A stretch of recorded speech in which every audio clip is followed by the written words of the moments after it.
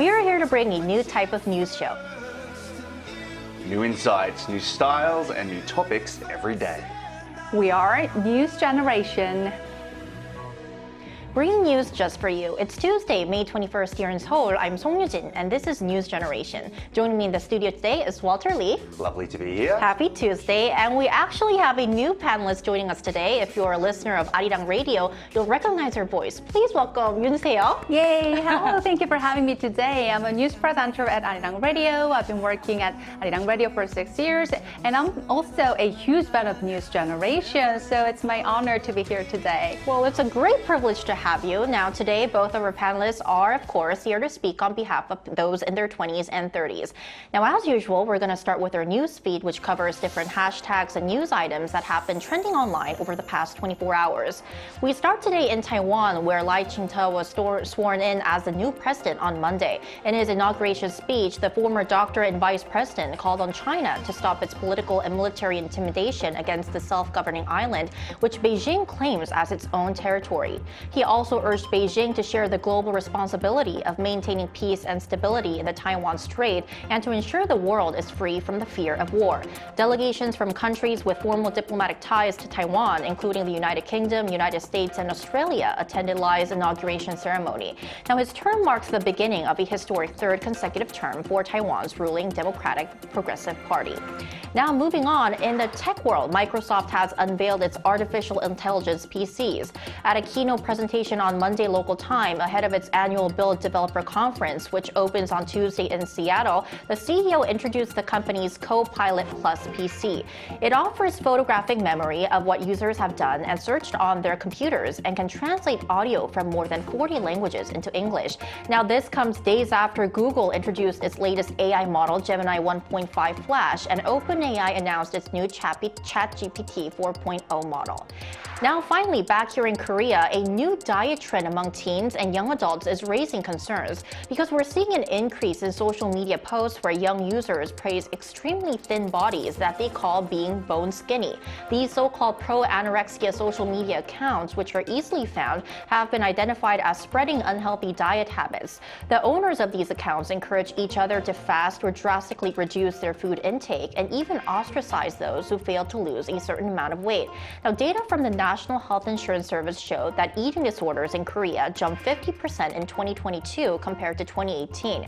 Among teenage girls, those struggling with anorexia increased almost sevenfold during this period.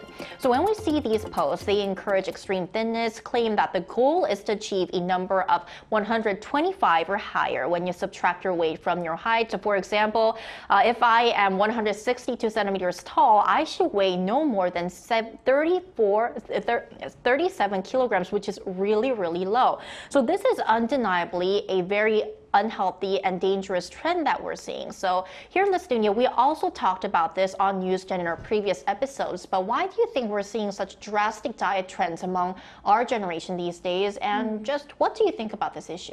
Well, teenagers tend to admire girl groups, boy bands, actors and actresses, Right. and the media often features thin celebrities, and which seem to contribute to young students to develop unhealthy body images. Additionally, it's problematic that pro-anorexia photos, videos, and information are so easily accessible online. And in different countries, searching for these terms are prohibited, or it sometimes triggers warning messages. And really? just like tobacco packaging warning messages, here in Korea, we also need policies that actively inform the danger of anorexia and promote healthy eating and exercise habits to those who search for these terms, especially the teenagers. Right. I think that guidance is really important because these young teenagers, especially, they are at the point of learning what's wrong or right. So they definitely need guidance. They have to know that being bone skinny is definitely not good for your health. Now, what do you want to add on, Walter? Yeah, I obviously think this is a very dangerous trend. Right. And a very touchy subject as well, because these days body image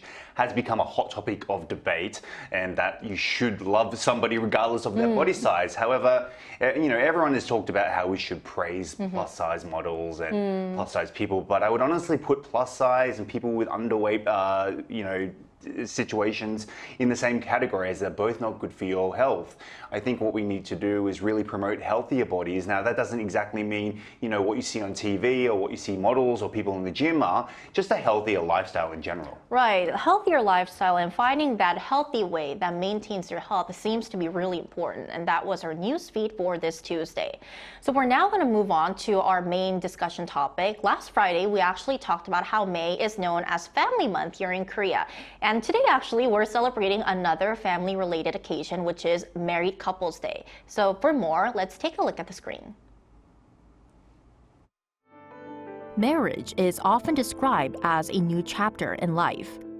When two people exchange their wedding vows, they promise to stick together through thick and thin, in sickness and in health. But like any relationship, marriage has its ups and downs. So what kinds of conflicts do millennials and Gen Zers typically face in marriage, and how can we resolve them?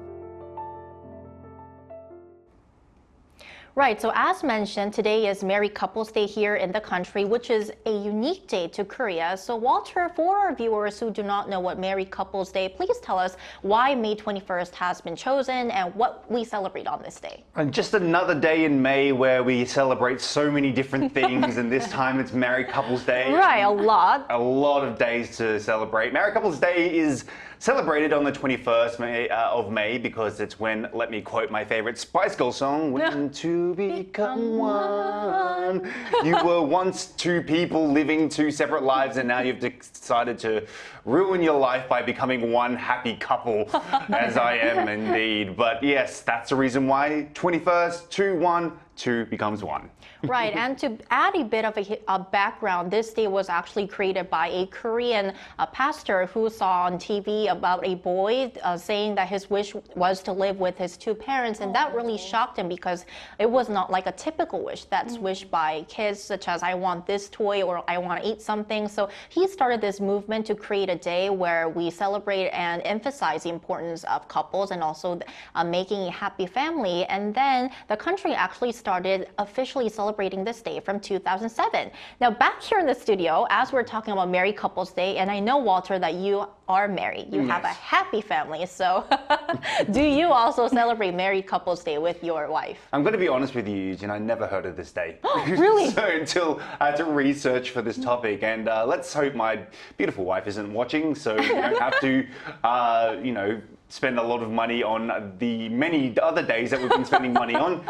This is a very busy family month, as we said. Right. For me, it's our anniversary that's a special day for us to celebrate. I do understand that, this is just another day for couples to celebrate, but I don't really want to celebrate a day where all the couples are celebrating the same day. It's kind of like Valentine's Day and White Day and then Couples Day, and then there are too many days. Right, and I think that not a lot of people, even who are married here in the country, know about Married Couples Day because it's fairly a new day because it started being celebrated here in the country in 2007. Now shifting our question to you, Taeyong, it's actually your first time on Newsgen today, and a big reason why you made your debut today is because you're also, just like Walter, you're married. You have a lovely family. So for our viewers, could you please tell us a bit more about yourself? Sure. I've been married for 5 years, almost 6 years now, and I'm a mother of 2 adorable children. One is 4 years old, and the other just turned 9 months. And my husband and I, except for the occasional moments of tensions, are generally happy in our marriage, and we love each other deeply. But to be honest with you, we've never celebrated Couples Day. And when I think about why that is, the official recognition of Couples Day is pretty recent here in Korea. 2007. So it hasn't taken a deep root in this society yet. And moreover, May is already packed with holidays. Right, like family Walter days. mentioned, yes. And especially with kids, May is a month where you have to take the kids out to enjoy the beautiful weather super busy. almost every weekend. So we haven't had time to celebrate Couples Day, but celebrating a day dedicated to couples, the cornerstone of the family, is really meaningful, I believe.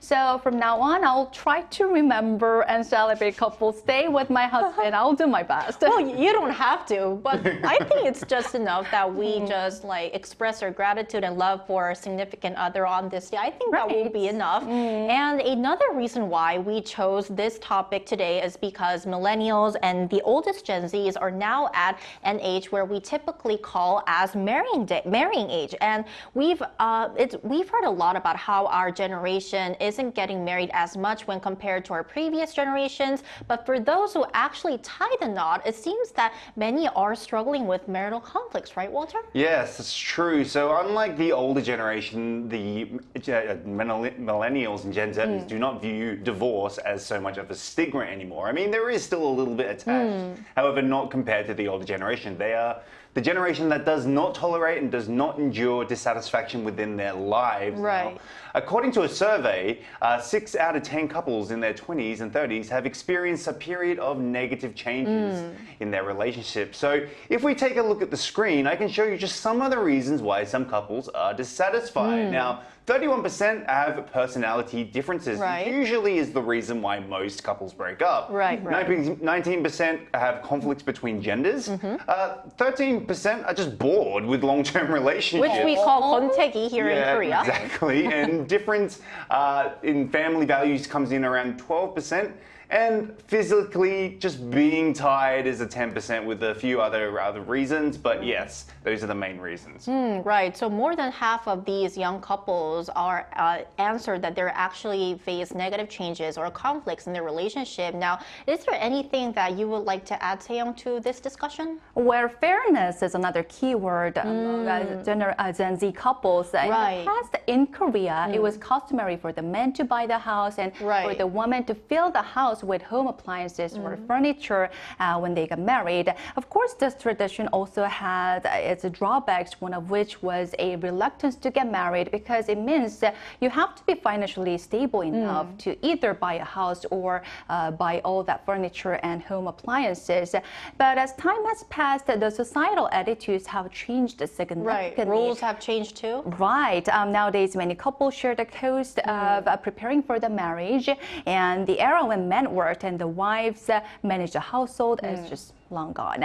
And as a result, there's a new trend where husbands and wives, neither of them want to feel like they are at a disadvantage in any way. So this can also be seen as a downside because people might say we both earn money, so we have to split the household chores 50-50, and we have to share the childcare duties equally as well. And we should also, and then when they find something unfair, they can't just stand they can't stand it, right. So trying to divide everything precisely in half can lead to constant arguments about fairness.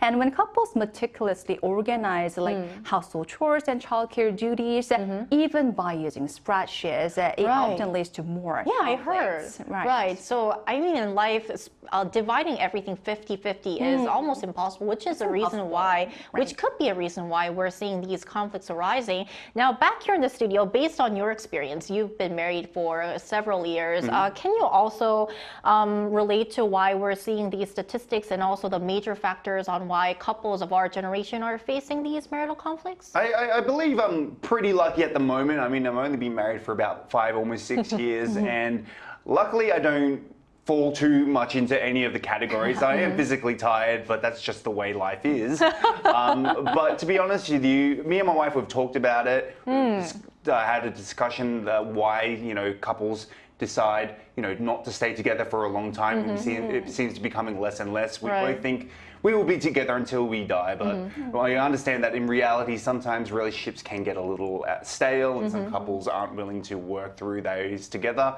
So, like I said, only been married 5 years. I'm very early. I don't think I'll fall into any of these categories. I think my wife is an extremely lovely person if she's watching today. But yes, I'm willing to work through the lows, especially with my wife. Right. It's definitely important to trying to to have an attitude to solve these conflicts at the end. Now, what about you, Seo? Well, like I mentioned earlier, I'm a mother of 2 young children, and I also work freelance. So I'm not complaining, but my 24 hours are filled with household chores, work, and childcare.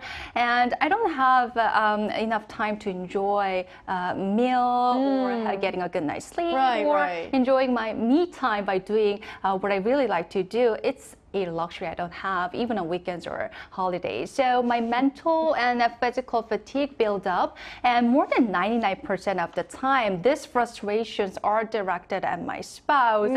So ultimately, my kindness is directly proportional to my energy level. When I'm not tired, I'm very kind and sweet, but the more exhausted I am, the more irritable and scary I become to my husband, which is not healthy. So these days, I'm trying to find a healthy way to cope with my mental and physical exhaustion, and try to explain my honest feelings to my husband to deal with these problems. Right. We'll talk about this later in a discussion, but it's really important to have an attitude to solve these problems, which can oftentimes be solved by having candid conversations. So we also asked our viewers about the main reasons for conflicts between married couples, whether it's from their own experience or what they observe in others. And here's what 3 of them had to say. So if we look at the comments, Tasmia says, lack of communication, empathy, and compromise are the main reasons for all conflicts in anyone's married life. If those didn't exist, we could have seen 92% of happy marriages. Leon says money is a major stress for many couples. Disagreements about spending habits, budgeting, debt, or financial goals can create tension. Also, unmet needs or unmet expectations can lead to conflict. Kazumal says the main reasons are due to a lack of understanding one another emotionally and intelligently, being a good listener and replying correctly with ideas or perceptions. Genuine communicative feedback is the key.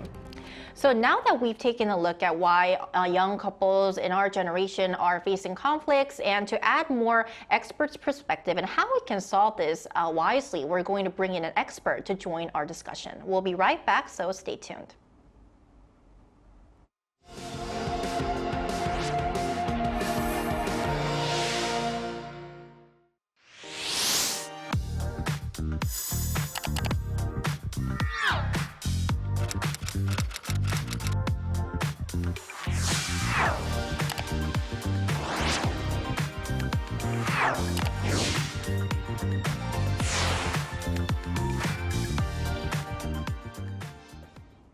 We're back. So today we're joined by Kim Jisoo, who's working as a lawyer in Korea. Welcome, Jisoo, to the show. Hi. Hi, it's lovely to meet you. So for our first question for you, we want to ask you, is the divorce rate higher among millennials and Gen Zs compared to other generations? And do they seem to experience more marriage conflicts when compared to the past generations? So actually, both the number of divorces and the overall divorce rate have been declining in South Korea pretty much recently. Statistics show that millennials and Gen Zs are divorcing less compared to other generations. So this might seem surprising given the numerous divorces we see among young people, right? When we break down the data by timeline, it's starting to make sense. For instance, according to statistics by Korea Department, the divorce rate for couples in their 20s and 30s has increased over the years. So in 2020, the divorce rate among those couples in their 30s was 5.3 per thousand couples compared to 4.5 per thousand in 2010. So in other words, people in their 30s today are more likely to get divorced than those who were 30 years old in the 1980s and 1990s. And despite the lower overall divorce rate, this age group is definitely experiencing higher rates of divorce compared to previous generations. And I wouldn't say they are experiencing more marriage conflicts than previous generations. Rather, there's no reason for them to tolerate issues that arise. Marriage conflict have always existed, but today's younger generations are less willing to endure unresolved problems, which apparently leads to a higher divorce rate among those currently in their 30s. It's quite interesting. So have you noticed any differences in marriage conflicts between millennial and Gen Z couples compared to, let's say, other generations? So one of the most significant change is definitely in gender roles and expectations. Millennials and Gen Z couples often strive for an equivalent division of households and parenting duties, which contrasts with previous generations where traditional gender roles were much more prevalent. For instance, younger couples expect both partners to share tasks like cooking, cleaning, and childcare more equally, which can lead to conflicts if these expectations aren't met. And again, these kind of marriage conflicts have always been prevalent in different shapes and different tasks. Over the course of years, however, MZs are less tolerable, and there's no need for them to tolerate those issues. Right. Here's our last question. It's common for couples seeking a divorce take a cooling off period. Do some couples end up reconciling after taking time apart? And what factors contribute to this decision? So first, you need to go through a mandatory cooling off period in order to get divorced in South Korea. You'll be given 4 weeks of cooling off before you finally decide to wrap up your marriage. This is also known for reconciliating period, and if you have kids, it gets longer. Unfortunately, it is less common for couples to reconcile after taking this cooling off period. Statistics from Korea Family Court indicates that while the cooling off period is designed to give couples time to reconsider their decision, reconciliation rates are relatively very low. Only about 10 to 15% of couples who undergo a cooling off session end up getting divorced. So the primary reason for this is that many couples in South Korea view this cooling off period as just a formality rather than a genuine opportunity to get back together. So this might be the main factors contributing to this decision. All right, Jisoo, thank you so much for your time today. We really appreciate it. Thank you for having me. Thank you. Thank you. So we now found the root causes why our generation is having conflicts in their marriage life, and conflicts are inevitable, especially when two people who live differently for decades become a family. So if you can avoid these conflicts, it's really important to resolve them, because at the end of the day, they got married to become happier and to live a happy life. So briefly, you guys are both married once again. What do you think?